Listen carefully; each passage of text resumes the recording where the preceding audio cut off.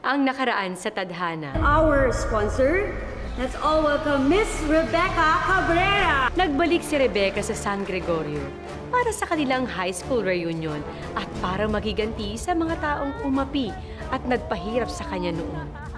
Boom! Samantalang, sino ang misteryosang babae na bigla na lang umeksena? Hoy, tigil!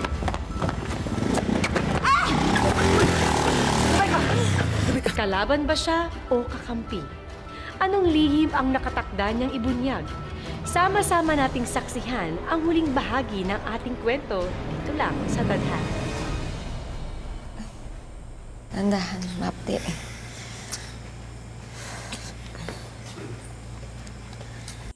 Ano nangyari? May umaaligid ho sa tapat ng bahay. Baka tauhan ng mga tsuwa. Kita ka ba? I don't think so. Maingat ako. Isa pa, mukhang naunang pumunta yung tao na yun dito bago pa kami dumating. Rebecca, kailangan natin bilisan na. Yung pagpaplano sa company ni Dayan. Kailangan putulin natin ang pera, ang pondo ng mga tsuwa para wala silang magamit sa kampanya. Rebecca, alam mo kahit anong desisyon mo, andito ako. Pero ayos lang ba talagang itaya mo yung buhay mo para lang sa paghihiganti? Paghihiganti ang rason kung bakit ako lumalaban. Hindi ako titigil hanggat hindi ko napapanagot ang mga taong humamak sa akin at sa nanay ko. If you really love Rebecca, Maynard, you have to love all. Kahit na madilim ang bahagi ng buhay niya. Akala siguro nila masisindak nila ako. Ano, Maynard? Are you with me?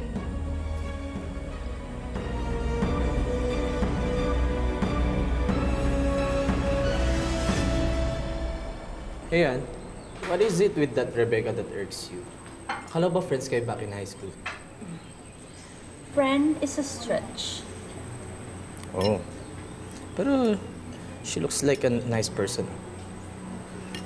Ah, talaga ba? Ito naman, Han. Ang cute mong magselos.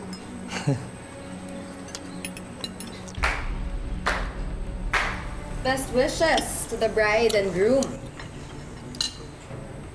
Thanks, Rebecca. You know what? I'm in a good mood. And I'm not going to allow you to ruin my day. Oo naman, Dayan. I don't have to. Because I know you are capable of ruining it yourself. Hi, Rebecca. My name is Jolo. Hi. I hope I'm wrong, pero parang napansin ko na may problem ka sa wife ko. Tama ka. May problema ako sa future wife mo. In case you don't know, she's a monster. Sumusobra ka na. Do I have to remind you of your place? You pig! Akala mo matatakot ako sa pinadala mong tao sa bahay para takutin ako? What the hell are you talking about? Huwag ka nang mag-deny pa. Huwag ka mag-alala. Papapuntahin kita sa impyerno. Parang reunion. Kasalubungin ka ng tatay mo sa impyerno! Ah, ganun. Sabing tama na eh. Ako hindi ako pumapatol sa babae, pero kapag hindi ako Too bad. Pumpatol ako sa lalaki. Talagang kayo nakikila. Han, tama na. Sige na. Okay. Sige na. I leave you two alone. It's gonna be a long day.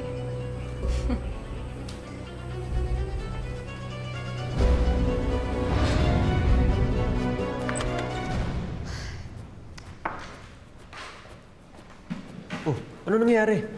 Ba't basa yung damit mo? Hayop na Dayan yan. Talagang binuhusan pa ako ng tubig. Are you fine with all of this? Yes, I am, Maynard. Ikaw ba? Because I can't have you keep on second-guessing me every step of the way. I just don't want you to get hurt. Yun na nga eh. I've been hurting. Now it's time for them to feel my pain. Siya nga pala. Nakaset na nga pala yung meeting with Dayan. Sasabihan ko na lang si Esther. Kukunin ko ang lahat kay Dayan. tulad ng ginawa niya sa akin.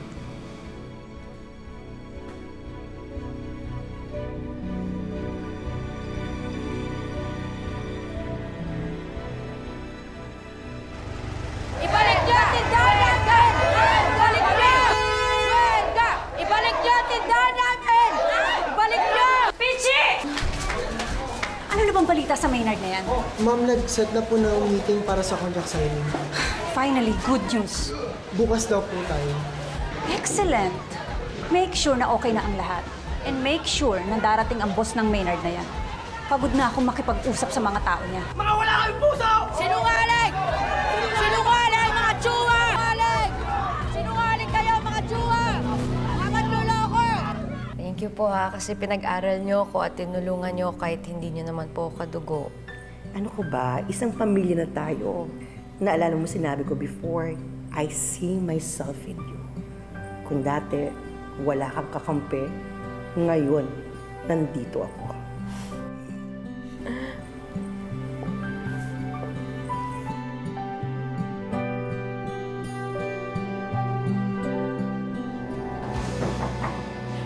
Come in. Dayan, nandiyan na po si... Dito na pala siya. Ma'am Esther Tanlayco. Finally. Nice meeting you.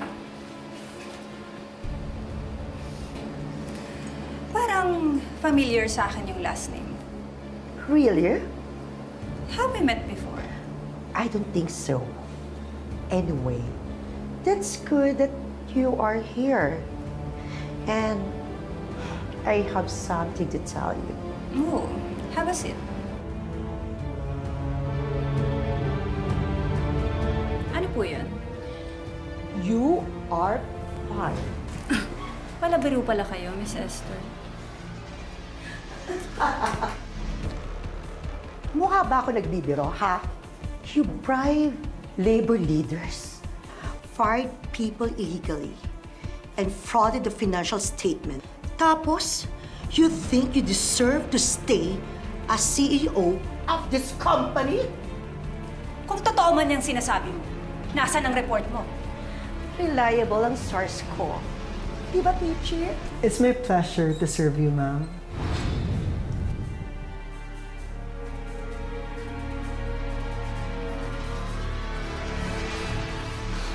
Walang iya, kahayop ka! Sige, subukan mo. Idedemanda kita. You can't fire me. I own the majority of this company. Dati, binili ng tatay mo ang dating palengke.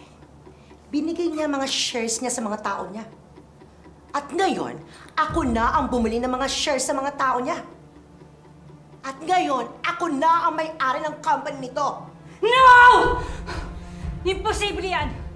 If I were you, talk to my new CEO of this company. Talaga? Sino?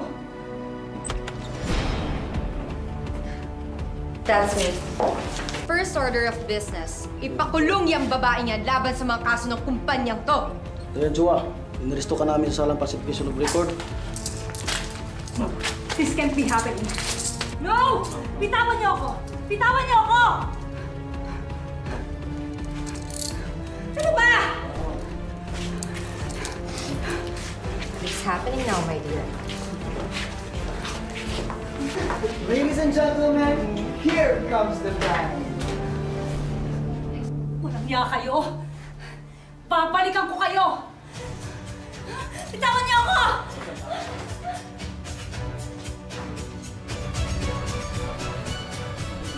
Sa wakas ay nakaganti na rin si Rebecca sa pang-api noon sa kanya ng mga tsuwa. Pero dahil sa bilog ang mundo, anong peligro ang naghihintay kay Rebecca? Kung resbakan din siya ng mga ito. Ikaw ang may kasalanan ng lahat ng to. Sinabi ko na sa'yo, ayusin mo na yan noon pa. Huwag ka mag-alala, ma'am. Tatapusin ko na to sa lalong madaling panahon.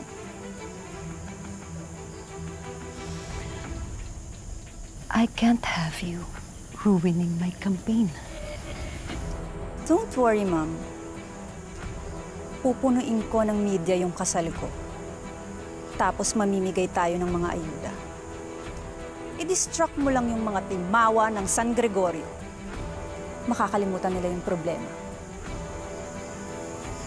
Alam mo, hindi mo na dapat gawin yan eh. Kung niligpit mo na sila, umpisa pa lang. Paano kung bumalik ulit yun? Ha? At gumanti? Tingnan ko lang kung makaganti pa siya kapag nasa ilalim na siya ng lupa.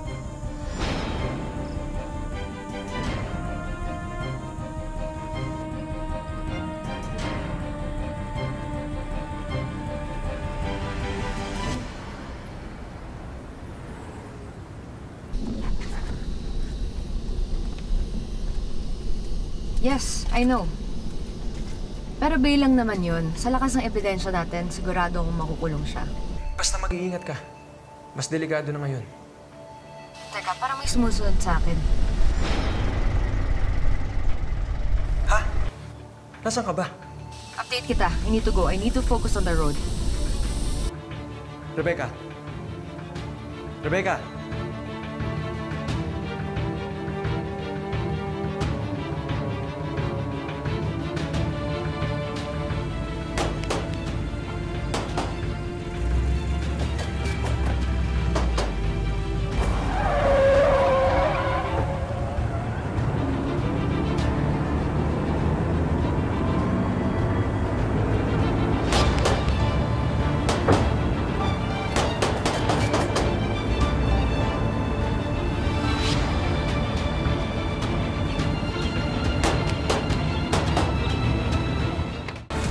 Okay, anong nangyari? Okay na po, pinagbabaril namin yung target. Sumalpok mo yung kotse, sumabog. Good. Very good. Patay na po siya.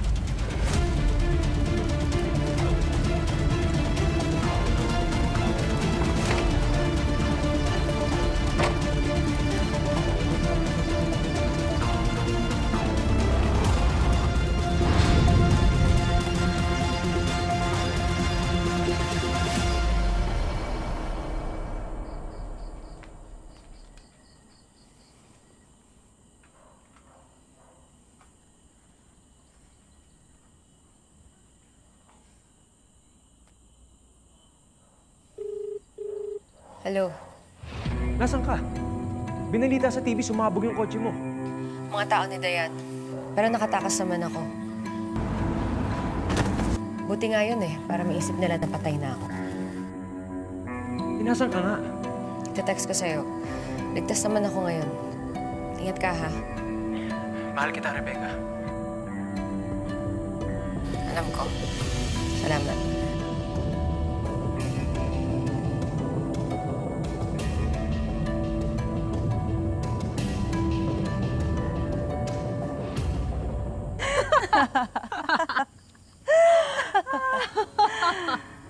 Ato, sa pagkamatay ni Rebecca Cabrera. Cheers.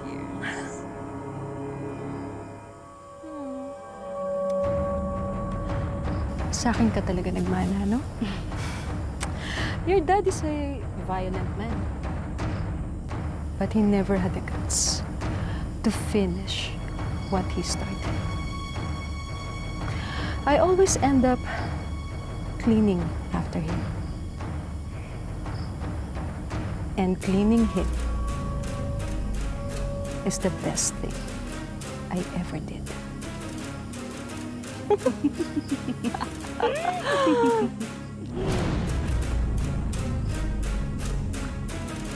Next up, ikakasal na ako. Tapos nun, your re-election. Pag nakasal ka na kay Joe, make sure you hold him by the balls. And he doesn't get any ideas. I'm making sure they know the queen is back.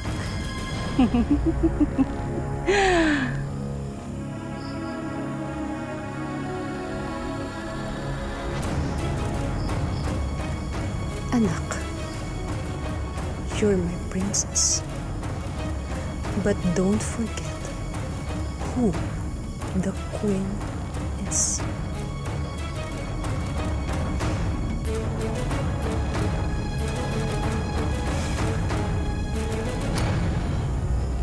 You're getting married tomorrow. It's time to rest.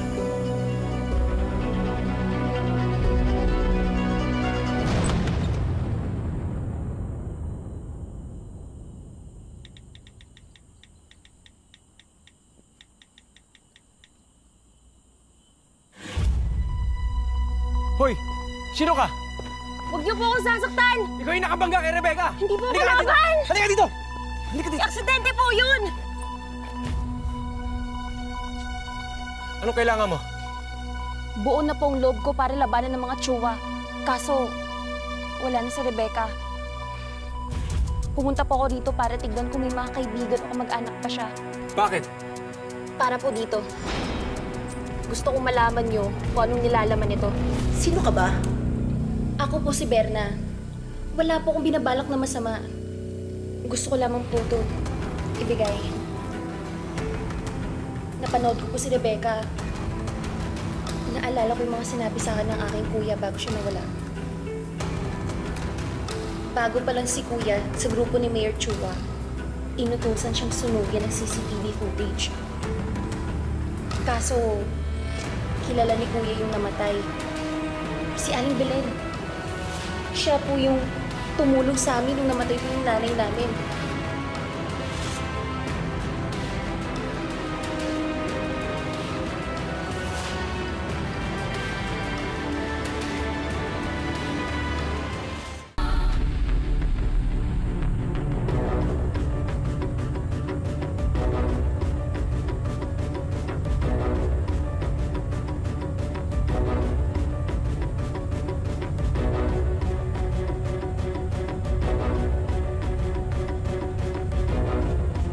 Gusto sana ni Kuya ibigay kay Rebecca. Kaso bigla na po siyang nawala. Mabuting tao po ang kuya ko. Hindi niya nga po masikmura ang mga pinapagawa sa kanya ng Mayor Chua. Kaso, hindi na siya nakaalis. Bigla siyang nawala. Natakot ako. Kaya itinago ko na lang yung USB. Maynard, ito nang inihintay na bidensya ni Rebecca. Gumawa ka ng kopya at ibibigay ko sa mga lawyers ko. Nakakamit na rin ni Rebecca ang hustisya para sa kanyang ina. Coming for you, Dayan!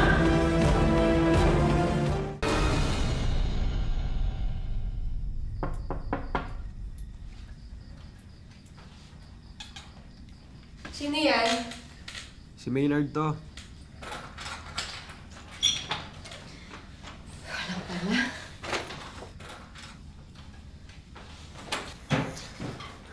Oh, ito.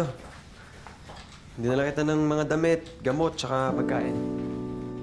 Mas nag-abala ka pa. Kumusta ka naman? Okay lang. Ito naman, nag-abala ka pa. Eh, ikaw lang sapat na. Talaga? Bakit nung sinabi kong I love you, hindi mo man lang sinabi sa akin pabalik? Oh, ano nakakatawa dun? Ito naman, ang bilis mo naman magtampo. Eh, bakit kasi hindi mo masabi? Eh, kasi gusto ko sabihin ng personal. Oo, ngayon, nandito na ako. Oh. Ano? Ba't di mo pa rin masabi? Ang alin? I love you. I love you. Hindi, I love you. Ganun lang? Wala man ng lambing-lambing. Eh, di, I love you. Okay na. Kaya ka na. Kulang pa rin. Hindi, okay na. Sige na, kain ka na. May nakuha nga pala kami bagong ebidensya. Bagong ebidensya? Naalala mo yung nakahagip sa'yo ng motor? Hindi pala siya tauhan ni Dayan. Kapatid pala siya ng dating tauhan ng mga Chua na hinihinaan ang pinapatay nila. Ito. Nandito ang ebidensya sa pagkamatay ng nanay mo. Kaso baka hindi mo kayang panoorin. Bigyan mo na sa akin, Maynard.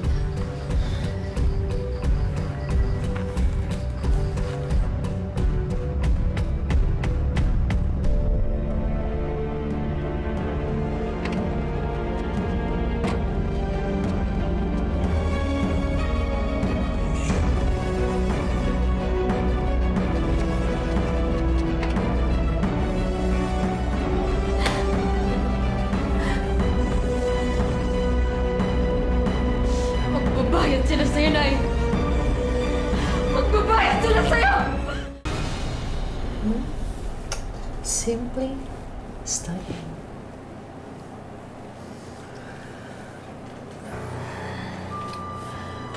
Kung buhay lang sana ang papa mo.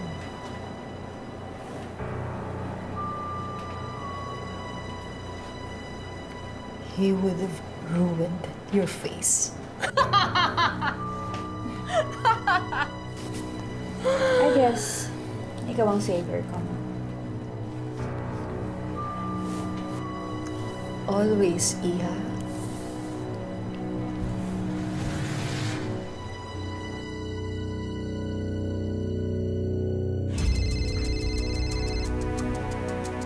Hello, Esther. Papunta na sa kasalindayan ng mga polis. Sasabihin ko kay Rebecca. Mag-iingat kayo, ha?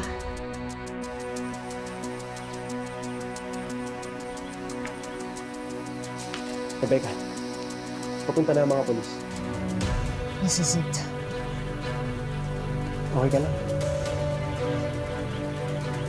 Never better.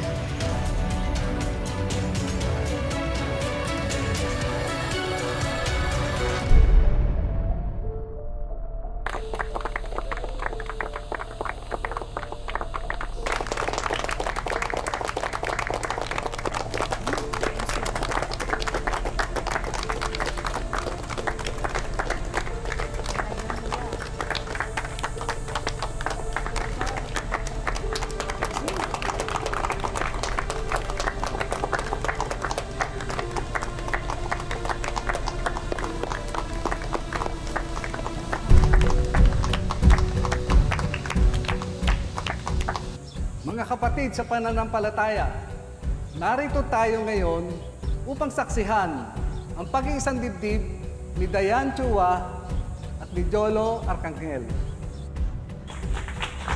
Kung mayroon mang isa sa inyo na tumututol sa kasalang ito, magsalita na ngayon o manahimik habang buhay.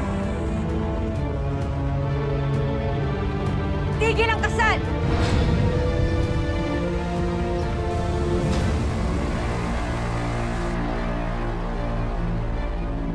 Patay ka na, di ba? I'm alive. And I'm here to take you down. Sasabi mo, umalis kayo dito. Anong pinagsasabi ko? Tao, pinatay mo yung nanay ko. Siya ang pumatay sa nanay ko. Kriminal ang babaeng yan! Hindi! Hindi yan totoo! Dare you! Tawa na po yan! Hayop ka! Kunin nyo na nga yan! Hindi! Hindi mo magagawa sa akin to! Hayop ka! Ano ba? Anak ko yan! Bitawan na! Hindi ako kriminal! Kriminal! Ano ba nasasabi? Bitawan na! Ano ba? Hirapan ako! Hindi totoo yan! Hindi totoo yan, ha? Ano po? Bitawan na nga kami! Nasasaktan ako! Kriminal! Bitawan na ako!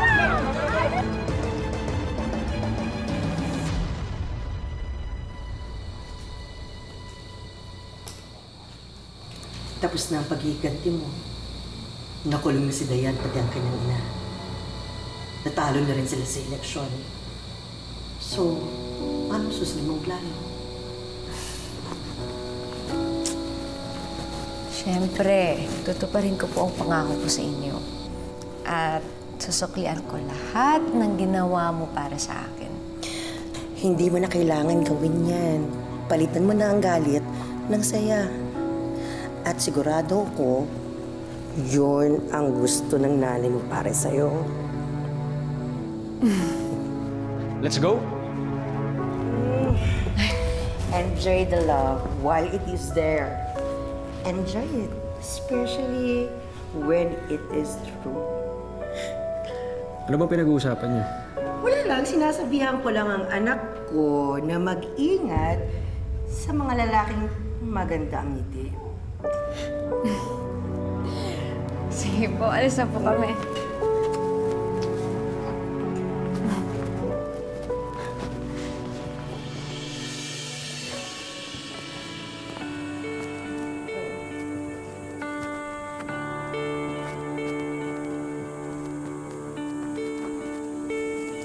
Hi, Nay!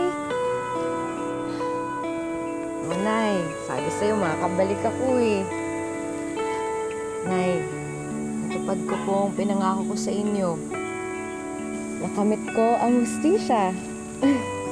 Tsaka, Nay, ito nga po pala si Maynard, ang mapapangasawa ko. Hello po, Nay. Nay, maraming salamat po sa lahat, ha. Mahal na mahal po kita.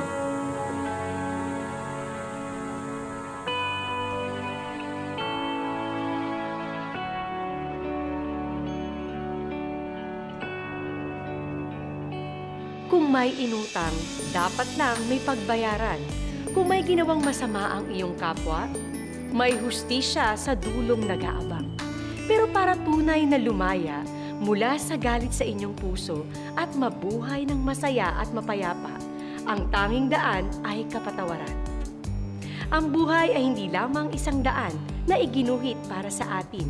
Ito ay sangang daan na nagbibigay sa atin ng maraming pagkakataon na pumili at tahakin ang sarili nating tadhana.